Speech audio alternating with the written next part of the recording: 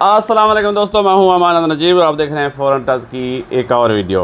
आ गया वो शाहकार जिसका था इंतज़ार। मैक्स 1 जी पहुंच गई है। जब से कंपनी ने इसको अनाउंस किया था तो हमारी इस पर नज़र थी कि ये कब पहुंच रही है। पावरफुल गन बनाई है। कंपनी के मुताबिक ये 120 जूल्स की काइनेटिक एनर्जी पैदा कर सकती है, यानी कि 88 फुट पाउंड एनर्जी।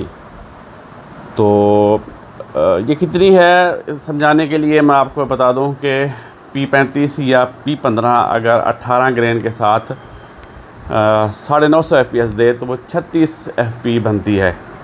तो ये 88 FP जनरेट कर सकती है और वो भी 0.22 में। तो पावरफुल गन है। कंपनी के मुताबिक उन्होंने डिज़ाइन ही सलाग के लिए की है। 28 इंच की लंबी बैरल बनाई है। देखते हैं कि ये कैसी गन है। अच्छा जी, ऊपर ये मैनुअल गाइड दी गई है। मैक्स 1 कोई लंबी चौड़ी किताब नहीं है। टोटल कोई 4 से 5 पेजेस हैं। अच्छा जी, कैलिबर इसमें 0.22 और 25 में है। वेट है इसका 3.7 kg। अच्छा, टोटल लेंथ है 934 mm, हाइट है 100 mm और वेड्थ है 40 mm। बैरल की लेंथ है 700 mm यानी कि 28 इंच। बट एडजस्टेबल है। एयर टैंक डिटैचेबल है और रेगुलेटर है इसके अंदर। अच्छा जी, और इसके साथ क्या क्या हमें मिलता है। ये मैगज़ीन 2 अदद मैगज़ीन हैं और मैगज़ीन वही हैं M60B वाले, या M60 या M60B, वो सेम मैगज़ीन इन्होंने वही है बिल्कुल जी। ये मैं करीब से भी आपको दिखाऊंगा। और इसके अलावा क्या है जी, इसके साथ फिलिंग प्रोब है और रिंग्स की किट है और एक है जी गेज खोलने के लिए टूल है। लेकिन जो सबसे तशवीशनाक बात है कि इसके साथ एलन कीज़ का सेट मुझे नज़र नहीं आ रहा। ये मैं क्लेम करूँगा इम्पोर्टर से। होना चाहिए, लाजमी होना चाहिए एलन कीज़ का सेट इसके अंदर। खैर वो और बातें, गन को निकालते हैं।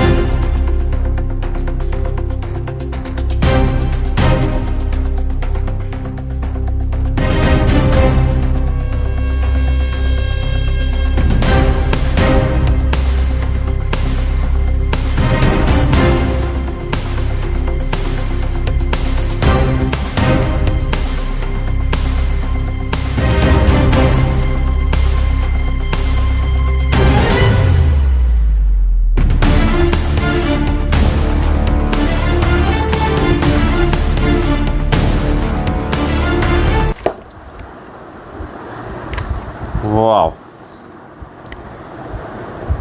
खूबसूरत तो है ये। अच्छा जी, पीछे ये मेटल का है, कंधे के साथ लगाने के लिए। अच्छा जी, इसकी जो बुनियाद मुझे नज़र आ रही है, इसकी रेल है या ये वाला हिस्सा, और ऊपर जो ये है वो M60B की तर्ज का है। मतलब ये हम इसको साथ कंपेयर करें तो बेसिक जो है वो M60B को ही, या M60B तो बाद में आई है, M60 को ही मॉडिफाई किया है क्योंकि आगे इसका सिलेंडर है, बोतल नहीं है। تو گن اوور آل ٹھیک ہے.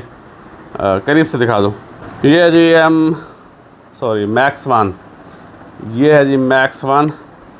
پیچھے یہ اس ٹائپ کی ایڈجسٹمنٹ ہے اس کی. یہاں تک آتا ہے اور پھر یہاں تک. اچھا جی, ہیمر کی ایڈجسٹمنٹ نظر نہیں آ رہی مجھے, شاید اس کے نیچے ہو, وہ کھول کے ہم دیکھتے ہیں. ہم پلینم کی بات کریں تو یہ والا ایک پلینم دیا گیا ہے اور یہ بھی پلینم دیا گیا ہے. یہ دو ملا کے بڑا سائز بن جاتا ہے پلینم کا. یہ والا سکریو کس لیے ہے اس کا نہیں پتہ. یہ والا سکریو جو ہے وہ ڈی گیس کرنے کے لیے, اگر پلینم کے اندر ہوا ہے تو اب یہاں سے اس کو نکال سکتے ہیں. ایئر اسٹائل کی پسٹل گریپ ہے. ایڈجسٹیبل اس کا ٹریگر ہے, وہی M60 یا M60B والا. ایئر اسٹائل کی اس کی مینول سیفٹی ہے, وہی لیور ہے M60B والا. ایزی ٹو کاٹ ہے, خالی ہے اس وقت. اچھا جی, لیور ایک ہی سائڈ پہ رہے گا. لیور کی پوزیشن آپ چینج نہیں کر سکتے. بالکل ایمبی ڈیکسٹرس نہیں ہے, لیور اس کا فکس ہے. اوپر 22 mm کی پیکٹینی ویور ریل دی گئی ہے. اچھا, اس طرف دیکھیں تو یہ ریگولیٹر کی گیج دی گئی ہے اور یہ ایک چھوٹی سی ریل دی گئی ہے نیچے وائپر لگانے کے لیے, اور اس کے اندر ریگولیٹر کی ایڈجسٹمنٹ دی گئی ہے. اس کے علاوہ جی یہ یہاں پہ بھی ڈی گیس کرنے کے لیے دیا گیا ہے کہ اگر آپ ہوا نکالنا چاہیں تو یہاں سے نکال سکتے ہیں. ویسے یہ جو سلنڈر ہے ڈیٹیچیبل ہے, اس کو آپ بھرے بھرے بھی کھول سکتے ہیں. یہ کھولنا شروع ہو گیا ہے.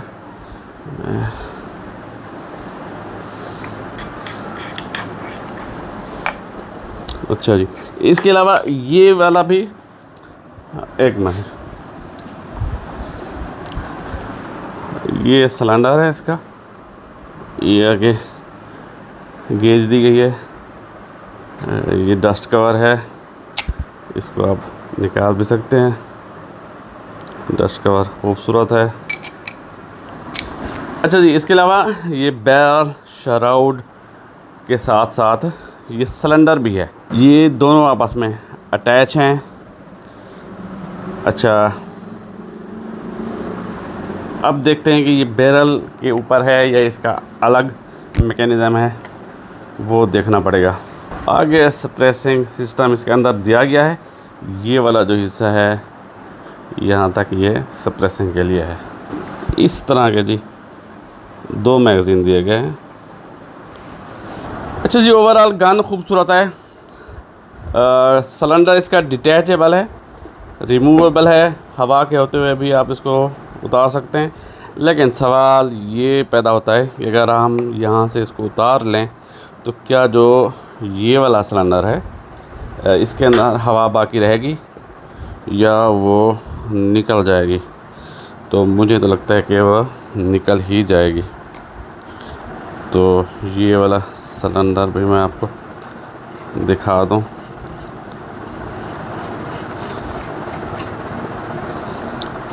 یہ شراؤڈ پلس سلنڈر ہے. اس کے اندر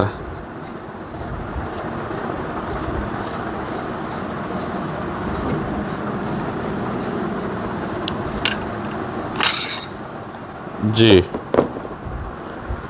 بالکل جی, آگے یہ دونوں سلنڈر الگ ہو گئے ہیں. سپریسنگ سسٹم اس کا آگے دیکھیں. بیرل, اچھا M60B کی نسبت دیکھیں. M60B کی بیرل جو موٹی ہے, اس کی بیرل تھوڑی باریک ہے. اس کی بیرل کی میں موٹائی دیکھوں 13 mm ہے, 12.90. اچھا جی, گن اچھی ہے. صرف ایک کنسرن ہے مجھے, وہ یہ کہ جب آپ ایک پریشر بیرل کے اوپر ڈال دیتے ہیں، مطلب ہوا کا پریشر ہے تو اچھا، اور دوسری مزے کی بات یہ ہے کہ یہ 30 MP ہے، یعنی کہ 300 بار تک آپ اس کو بھر سکتے ہیں۔ اب ٹوٹل جو ایئر کیپیسٹی بنتی ہے یہ دونوں سلنڈر ملا کے 550 cc کی ہے۔ شارٹیں بھی آپ کو زیادہ ملنے والی ہیں۔ اچھا، جو میں بات کر رہا تھا وہ یہ کہ جب یہاں پہ بیرل کے اوپر آپ ہوا بھر دیتے ہیں تو بیرل کی ہارمونکس چینج ہو جاتی ہیں۔ فرض کریں 300 بار تک آپ نے ہوا بھری ہے، اس کے اوپر دباؤ ہے، آپ نے گن زیرو کر لی ہے، تو کیا جب وہ 200 بار پہ آئے گی گن یا پھر 150 بار پہ آ جائے گی ہوا، تو کیا بیرل وہ ایک ہی جگہ پہ مارتی رہے گی؟ کیونکہ جب پریشر کم ہوگا تو ظاہر سی بات ہے بیرل کے ہارمونکس تبدیل ہوں گے، تو پوائنٹ آف امپیکٹ شفٹ ہو سکتا ہے۔ اچھا، یہ چیز ایک طے شدہ بھی ہے، بہت سارے سینئر حضرات نے اس کو کیا ہے تجربات کر کے۔ اچھا، اس سے پہلے ان کی ایک گن ہے M30 اس کا بھی بیرل کے اوپر ہی سلنڈر بنایا ہے، تو اس کا بھی ایشوز آتے ہیں کہ وہ پوائنٹ آف امپیکٹ شفٹ کرتے ہیں جب پریشر ڈاؤن ہوتا ہے۔ اچھا جی، FX کے بھی کچھ ماڈلز ہیں، ابھی میرے خیال میں FX کی وہ DRS ہے اور ایک پینتھیرا ہے شاید، اس کا بھی بیرل کے اوپر وہ پلینم بنایا ہے انہوں نے، جو ہوا ریگولیٹ ہو کے پیچھے جا رہی ہے یہ والے پلینم میں، تو پلینم اس کا یہاں پہ انہوں نے لگا دیا ہے۔ اس کی جو پوائنٹ آف امپیکٹ کا شفٹ ہے وہ سامنے نہیں آیا۔ اس کی وجہ یہ ہے کہ وہ پلینم ہے، پلینم میں جو ہوا ہوتی ہے وہ ایک جیسی ہی رہتی ہے، مطلب آپ نے 120 پہ ریگولیٹر سیٹ کر دیا ہے یا 130 سے 140 جہاں پہ بھی ہے، تو شارٹ آپ کرتے رہیں گے، سلنڈر سے ہوا کم ہوتی جائے گی، لیکن جہاں تک آپ کا ریگولیٹر سیٹ ہے وہاں تک آنے تک پلینم میں ہوا سیم ہی رہے گی، سیم پریشر رہے گا، تو پوائنٹ آف امپیکٹ شفٹ ہونے کا خدشہ کم ہے۔ لیکن اس میں پوائنٹ آف امپیکٹ شفٹ ہونے کا خدشہ موجود ہے میرے حساب سے۔ اچھا، میں غلط بھی ہو سکتا ہوں، میری کہی ہوئی بات ضروری نہیں کہ صحیح ہو۔ M60B جب آئی تھی تو میں نے ایک خدشہ ظاہر کیا تھا کہ جب اس کے اندر ہم یہ لگاتے ہیں میگزین تو پیچھے ہیمر ہے، اور ہیمر جا کے جب ویلو سے سٹرائک کرتا ہے تو وہ اس کے میگزین میں سے ہو کے جاتا ہے، تو ہو سکتا ہے ہلکا سا بھی ادھر ادھر ہو گیا تو جو ہیمر ہے وہ میگزین سے ٹکرا جائے گا۔ تو ابھی تک ایسا کوئی کیس سامنے نہیں آیا جس سے میگزین سے ٹکرایا ہو ہیمر، تو اب تک تو وہ جو ان کا جو سسٹم ہے وہ بہترین طور پہ کام کر رہا ہے۔ اب ہو سکتا ہے کہ یہ والا جو مسئلہ میرے ذہن میں آیا ہے شاید یہ نہ آئے اور شاید آ بھی جائے۔ کیا ہیمر کی ایڈجسٹمنٹ ہے اس کے اندر؟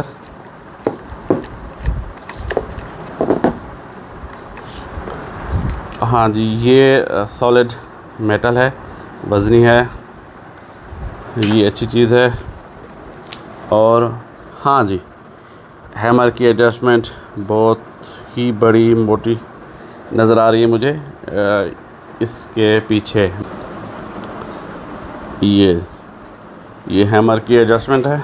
اچھا جی، باقی یہ اوپر جو چیک ریسٹ والا حصہ ہے یہ پلاسٹک کا ہے، پیچھے یہ جس پہ یہ گرپ کر رہا ہے یہ حصہ بھی پلاسٹک کا ہے، اور یہ اوپر ڈبہ بنایا گیا ہے یہ پلاسٹک ہے، نیچے پلینم لگایا گیا ہے، تو ٹیگا سسٹم یہاں سے آ رہا ہے سیدھا، یہاں سے انہوں نے ڈیزائن بڑا اچھا بنایا ہے۔ یہاں پہ ایک چھوٹا سا پلینم دیا ہے، پھر نیچے بڑا دیا ہے، اس کو کنیکٹ کرنے کے لیے یہ بنائی ہے بیس، تو یہ ایک اچھی چیز مجھے نظر آ رہی ہے۔ ایئر سٹائل کی اس کی گرپ ہے.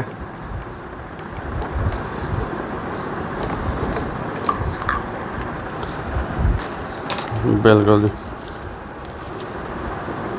اور یہ والا جو پوائنٹ بنایا ہے انہوں نے یہ پلاسٹک کا ہے. اس کو نکالتے ہیں.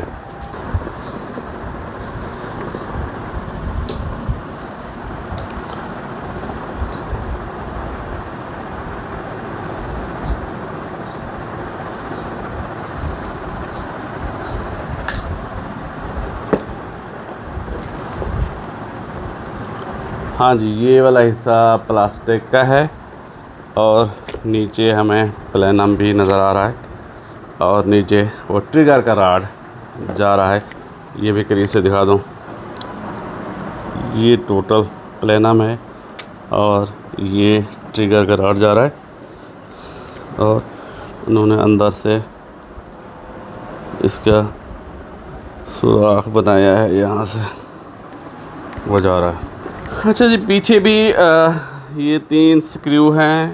اس کو بھی کھول کے دیکھ لیتے ہیں کہ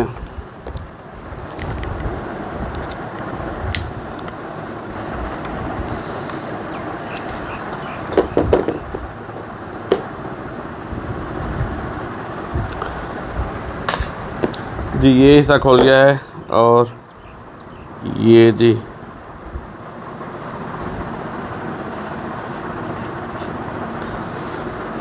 ہمیں نظر آ رہا ہے. یہ والا کیا کہتے ہیں اس کو، ہیمر کا سکریو نظر آ رہا ہے اور یہ والا حصہ پلینم کا ہے. اچھا یہ بھی کھل رہا ہے. مزے کی بات یہ ہے کہ یہ بھی کھول رہا ہے تو میں بھی کھول ہی جا رہا ہوں.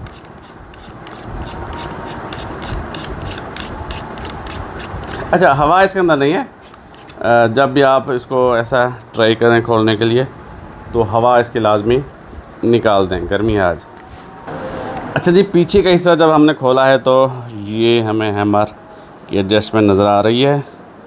اچھا اس کے بعد ہم نے یہ والا حصہ کھولا ہے تو یہ والا پلینم کا حصہ نظر آ رہا ہے ہمیں. یہ بھی کھل گیا ہے. اچھا اوورآل جو اس کی بیلٹ کوالٹی ہے وہ سالڈ لگ رہی ہے مجھے. چند ایک پارٹس جو ہیں وہ پلاسٹک کے ہیں لیکن وہ ان کا زیادہ بھاری کام ہوتا ہی نہیں ہے. اب جیسے یہ ہے چیک ریسٹ تو اس کے اوپر صرف آپ نے چیک ہی رکھنی ہے اور آپ نے کرنا کیا ہے. تو یہ والا پلاسٹک ہے. اچھا اس کی جو بیک بون ہے یہ والی، اچھا یہ ایف ایکس امپیکٹ کی ہم بات کریں تو یہ جو ریل ہے یہ بیک بون ہے اس کی. جو امپیکٹ 1 ہے، امپیکٹ 2 ہے، تو امپیکٹ 3 تک بھی ریل ان کی یہ باریک ہے.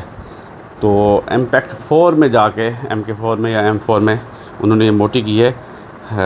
اس میں شفٹیں کیا کہتے ہیں اس کو، پوائنٹ آف امپیکٹ کے شفٹنگ کے مسائل آ رہے تھے. تو یہ والی جو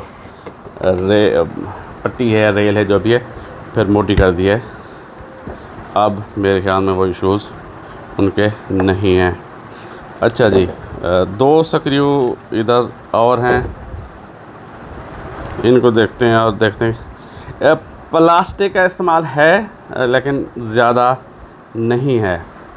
جو بیسک اور بنیادی پارٹس ہیں وہ میٹل کے ہیں.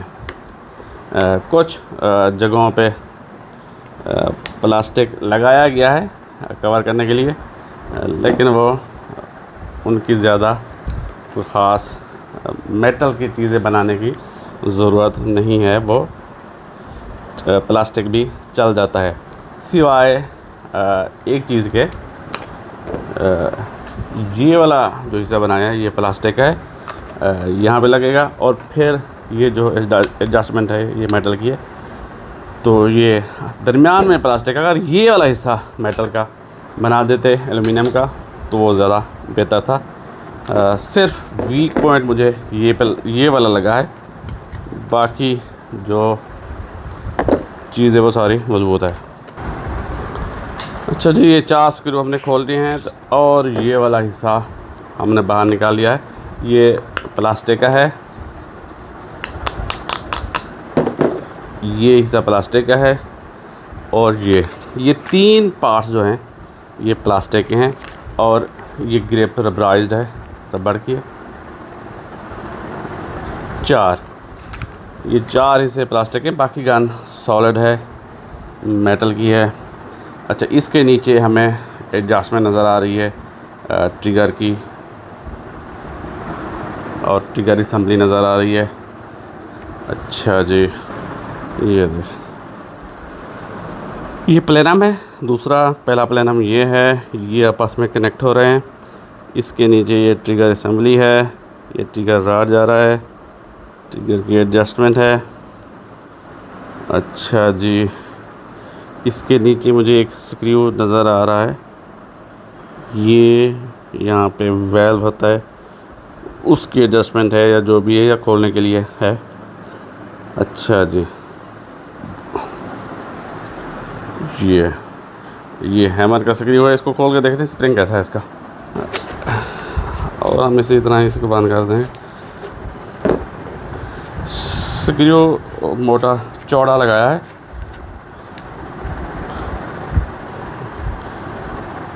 واو، اچھا، سپرنگ بھی کوئی بڑا لمبا چوڑا کوئی ہیوی قسم کا نہیں ہے، سپرنگ بھی نارمل ہے۔ یہ چیزیں حیران کر دینے والی ہیں کہ سپرنگ بھی اتنا کوئی لمبا چوڑا نہیں ہے۔ ہیمر کا ویٹ مجھے لگ رہا ہے زیادہ ہے۔ اصل میں جو چیز امپروو کی گئی ہے وہ ہے اس کا ویل سسٹم۔ پلینم بڑا ہے اور ویل سسٹم امپرووڈ ہے، تو پھر آپ کو ان چیزوں کی زیادہ ضرورت نہیں پڑتی۔ سپرنگ آپ کتنا موٹا رکھ رہے ہیں یا کتنا ہیوی، آپ کا اگر ہے ویل سسٹم امپرووڈ ہے تو یہ چیزیں پھر ثانوی ہو جاتی ہیں۔ اچھا جی، ٹرانسفر پورٹ پرانی ہے، جیسے ایف ایکس وائلڈ کیٹ میں ہے یا P15 میں ہے، بیچ میں سے وہ جاتی ہے ایئر۔ اچھا، پاور کٹ کی بات کریں FX M4 کی، تو وہ نوک والی ہوتی ہے، یہ وہ والی نہیں ہے۔ میں ایکسپیکٹ کر رہا تھا کہ وہ والی ہوگی، لیکن اس کے باوجود بھی یہ پاور نکال رہی ہے۔ اچھا جی، بیرل دیکھتے ہیں، اس کی بیرل ویسے ٹھیک ہے۔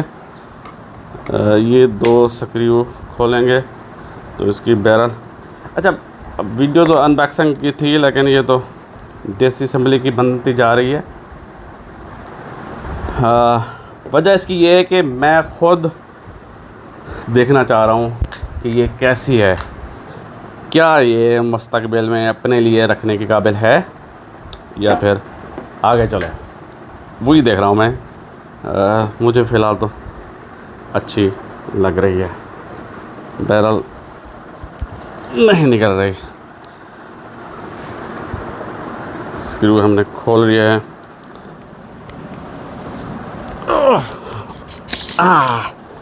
آخر کار ہم نے بیرل نکال دیے۔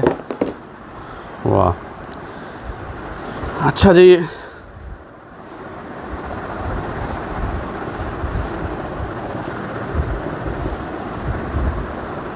کسی جگہ پہ کوئی چیز ابھری ہوئی محسوس ہو رہی ہے۔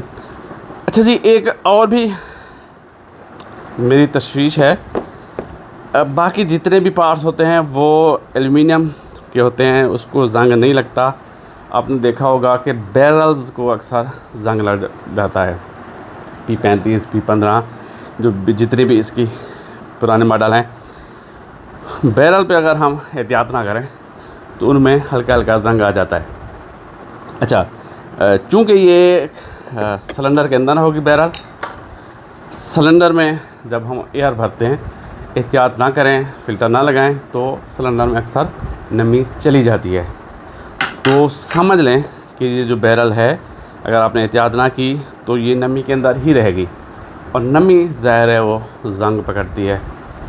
تو دوسرا جو زنگ پکڑنا اتنی بات نہیں ہے، جب یہ زنگ لگے گی اس بیرل کو تو او رنگ جو ہیں اس کے، ایک اور چیز بھی دکھا دوں، ان کے اندر بھی او رنگ ہیں جو بیرل جا کے پھنستی ہے، جو پریشر روکے گی، جو سلنڈر کا پریشر روکے گی وہ او رنگ ہی روکیں گے اس کو گرپ کر کے، بیرل کو گرپ کر کے.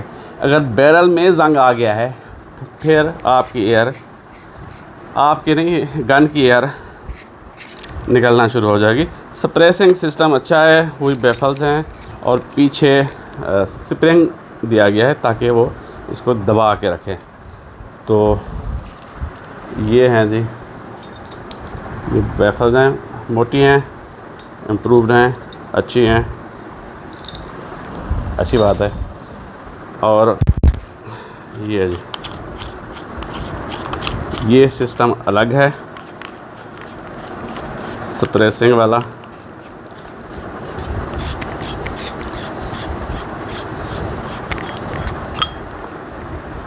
اچھا، اس کے یہ سلنڈر ہے، سلنڈر باریک ہے، اس سے یہ وزنی ہے، وزنی اس سے بھی شاید یہ دو والے حصے لگے ہوئے ہیں شاید اس وجہ سے. زیادہ خاص موٹا نہیں ہے، لائٹ ویٹ ہے، انداز سے شیشے کی طرح چمک رہا ہے، اچھی بات ہے. اچھا، اس کے اندر بیرل یہ دیکھیں، ہوا اسی کے ارد گرد ہوگی اور ہوا باہر نہ نکل جائے اس کے اندر رنگ لگایا گیا ہے. اگر اس کو بیرل کو زنگ لگ جاتا ہے تو آپ کا پروگرام وارڈ سکتا ہے. یہ چیز ایک اور بھی کنسرن سامنے آ گیا ہے. اچھا جی، بیرل اس کی 28 انچ کی ہے، کمپنی کا بتا رہے. ٹویسٹ ریٹ اس طرح تو، اچھا بیرلز میں گروو کی بات کریں تو بہت زیادہ گروو ہیں اور گہرائی ان کی بہت کم ہے، ہلکے ہلکے گروو ہیں. ٹویسٹ ریٹ کچھ زیادہ نہیں ہے، آگے جا کے مطلب جس طرح وہ زیادہ تیز گھما ہوا ہے اس طرح نہیں ہے، لمبا چوڑا. اب ٹویسٹ ریٹ کیا ہے یہ کمپنی نے نہیں بتایا ہمیں. اس کی لینتھ چیک کرتے ہیں اگر مجھے وہ مل جاتی ہے. نہیں جی، فی الحال انچی ٹیپ میں نہیں ڈھونڈ پایا. چلیں میں اس کی پیمائش کر کے تصویر لگا دوں گا کہ یہ ہے کتنی. باقی بیرل سالڈ بیرل ہے. یہ رہی جی اس کی ان باکسنگ. پرائس کی بات کریں تو، اچھا پرائس اس کی ریزنیبل ہے، 1,70,000 روپے، 1,70,000 روپے میں یہ گن، سالڈ گن آپ کو ملے گی جس میں پلاسٹک پارٹ بہت کم ہے، خوبصورت ہے، بالکل جی اچھی ہے. صرف ایک یہ والا جو ہے نا اس میں وہ ہے، ہو سکتا ہے یہ آگے چل کے کوئی مسائل نہ پیدا کرے، تو یہ پلینم آپ الگ کر سکتے ہیں.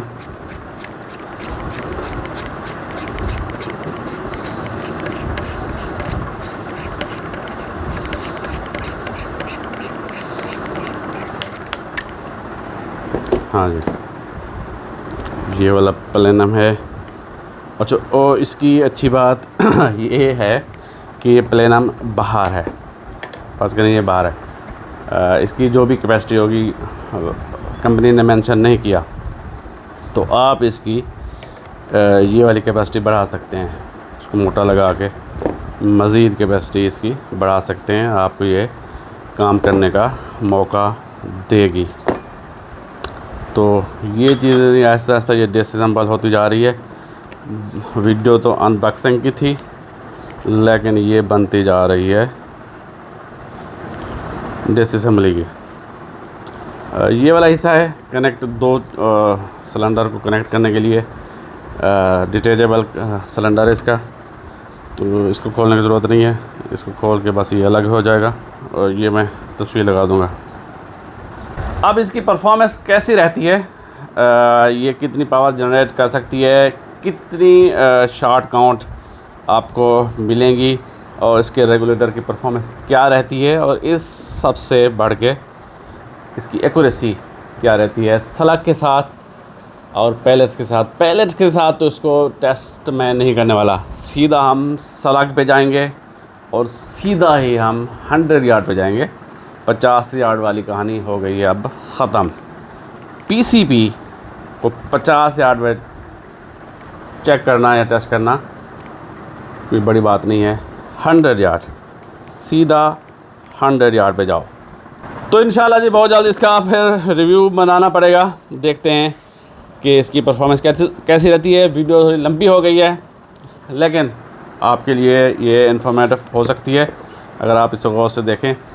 گن کو سمجھنے میں آپ کو مدد مل سکتی ہے، اور چیزیں اس کی کھولنے کی ضرورت نہیں ہے۔ یہ والا حصہ کھولے گا اور یہ والا حصہ، یہ دونوں چیزیں الگ ہو جائیں گی تو گن پوری ڈس اسمبل ہو جائے گی، تو اس پہ ہم نہیں جا رہے ہیں۔ تو بہت جلد ملتے ہیں اس کے فل ریویو کے ساتھ، تب تک کے لیے اجازت، اللہ حافظ، پاکستان زندہ باد۔